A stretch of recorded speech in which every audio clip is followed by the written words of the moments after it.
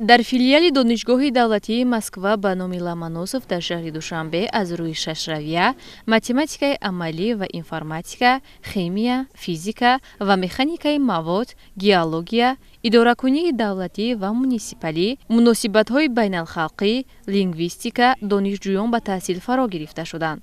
ҳоло дар донишгоҳ 31 нафар докторони илм, 91 нафар номзади илм, 8 нафар муаллими калон ва 11 ассистентон, дар умум 141 нафар омӯзгорон ба фаъолияти таълимӣ ҷалб гардида ба донишҷӯён дарс мегӯянд. омода кардани кадрҳои илмӣ ва илмию педагогӣ масъалаи муҳими баланд бардоштани сифати таълим ва пешбурди фаъолияти илмию таҳқиқотӣ маҳсуб мешавад.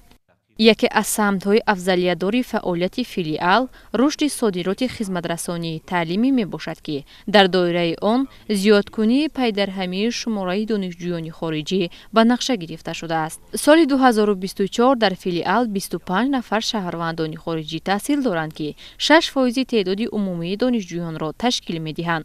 донишҷӯёни хориҷӣ 19 нафарашон аз Федератсияи Русия, 2 нафар аз Ҷумҳурии Узбекистон, 2 нафар аз Ҷумҳурии Қазоқистон, 2 нафар аз Ҷумҳурии Мардуми Чин мебошанд.